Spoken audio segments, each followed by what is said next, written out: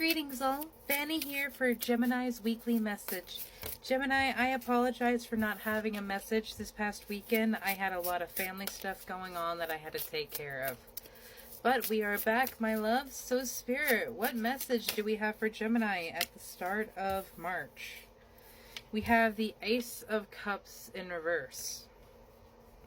I almost feel like something that came to an end, relationship wise, yep, because we have the Two of Cups at the bottom. Something that was not in balance, maybe a toxic, demanding friendship, partnership, business relationship, boss, whatever it was.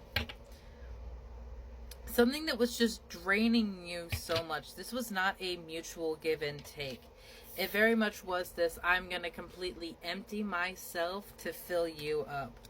And even still, they were unsatisfied, so it continued to, like, you were trying to fill a colander. And it wasn't happening. So, ooh, damn, can we just take a moment to appreciate the power of this card? This woman is going to be like, nope, I'm moving on from that situation. We are not going to continue with that bullshit, because like even how you were looking up at this, she is holding herself in such a high standing that this road she is going to be taking on will be in a road of integrity. And this is something that you have right now, which is interesting because that's like come up twice today already, is holding integrity, holding honor in yourself and in your soul. And it's interesting because it's not something that our society has pushed as much as they have in the past. Honor, integrity, holding yourself to your word, and the trust that has. You have the Six of Swords that has come out for you.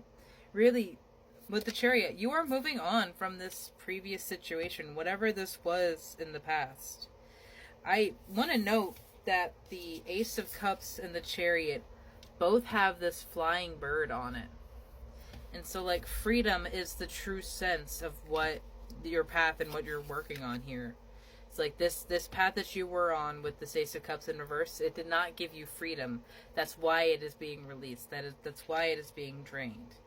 And the bird right on the forefront of the Chariot here, what she is going after, the journey that she is going on, he, she, whatever it is for freedom and holding integrity and what makes you happy, and the ability to live your life the way you want to live it. You have the Nine of Crystals. This one's tried to come out several times now. In reverse, I feel you are walking away from this burden of not knowing where you stand with people. Always on the outside, always behind these walls, behind these boundaries, being gate-kept and having to be kind of a show pony for someone else. Like, you weren't even... I hate to say this because I know what this fucking feels like, but in this situation, you were not the main one that they were looking for, that they were enjoying. And that is not a place you need to remain, my love, because you are not a side piece. You are not an afterthought.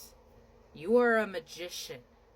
You are powerful, a force of nature who can control the elements, control the suits and classes, and you are not bound to someone else's ideas of you. You are not bound to what someone thinks you can do, what someone is trying to limit you as, because you are in some way different, less than, or unidyllic to what they believe. First of all, just walk away. They are not where you want to be. The aesthetic of them might be nice. The ego might desire something about that situation, but rejection is divine protection, my love. You would be going into a place where you would have to lower yourself, your value, or your worth to have any semblance of acceptance. And I promise you, it would not be what you wanted. You have a state of flow that you're being brought into where things are kind of just happening. The meandering path. It's kind of just occurring.